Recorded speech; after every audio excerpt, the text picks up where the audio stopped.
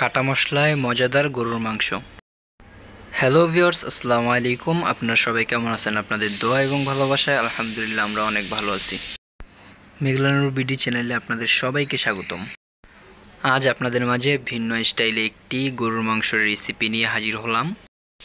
সবসময় তো আমরা বাটা মশলায় গরুর মাংস রান্না করে থাকি। আজ আপনাদেরকে দেখাবো কিভাবে বাটা মশলা ছাড়াই কাটা মশলা দিয়ে গরুর মাংস রান্না করা যায়। চলুন যাওয়া যাক মূল রেসিপিতে। ভিডিওটি না টেনে পুরো রেসিপিটি দেখার অনুরোধ রইল। গরুর মাংস রান্নার জন্য আমি একটি কড়াই নিয়েছি। কড়াইতে গরুর মাংস দিয়ে নিয়েছি 2 কেজি। গরুর মাংসের টুকরোগুলো আমি এভাবে একটু বড় সাইজ করে কেটে নিয়েছি। মাঝে মাঝে স্বাদের ভিন্নতা আনতে এভাবে গরুর মাংস রান্না করবেন। এখন গরুর মাংসের মধ্যে আস্ত মশলা দিয়ে নিচ্ছি। তেজপাতা দিয়ে নিব 2 পিস, দারুচিনি দিয়ে নিব 3 পিস, এলাচ দিয়ে নিব 4 পিস, আস্ত জিরা দিয়ে নিব 1 চা চামচ, আস্ত গোলমরিচ 8 পিস, লবঙ্গ দিয়ে নিব 6 পিস। সবগুলো মশলা আমি মাংসের মধ্যে দিয়ে নিচ্ছি।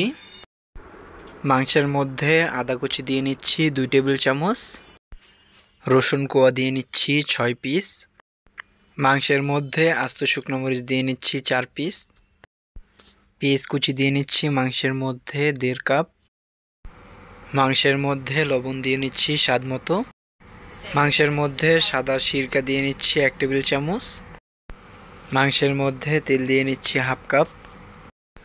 এবারে সবগুলো উপকরণ হাতের সাহায্যে মাংসের সাথে খুব ভালো করে মাখিয়ে নিব। কাটা মশলার মাংসটা যত ভালোভাবে মাখাবেন তত বেশি টেস্ট হবে।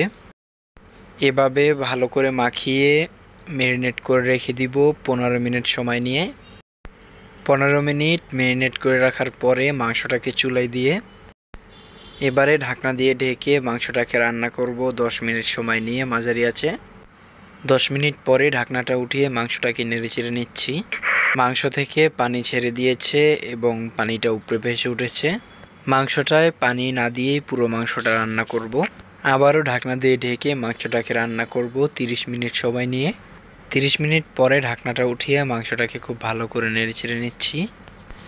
আমি এই মাংসটা রান্না করার জন্য কোনো পানি ব্যবহার করিনি।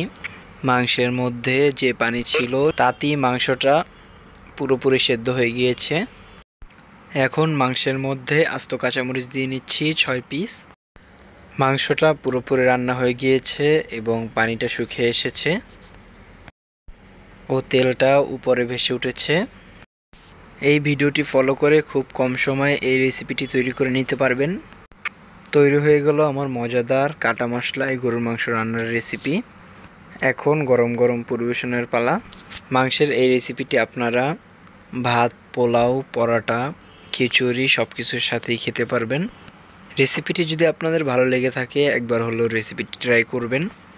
আজকের রেসিপি এই পর্যন্তই। আপনাদের মাঝে আবার দেখা হবে অন্য কোনো দিন অন্য কোনো রেসিপি নিয়ে। তো যারা এখনও আমাদের ফেসবুক পেজ ও ইউটিউব চ্যানেল সাবস্ক্রাইব করেননি, ফেসবুক পেজ ফলো দেননি, তারা ফেসবুক পেজ ফলো দিয়ে দিবেন, ইউটিউব চ্যানেল সাবস্ক্রাইব করে দিবেন। সবাই ভালো থাকবেন, সুস্থ থাকবেন। আসসালামু আলাইকুম, আল্লাহ হাফেজ।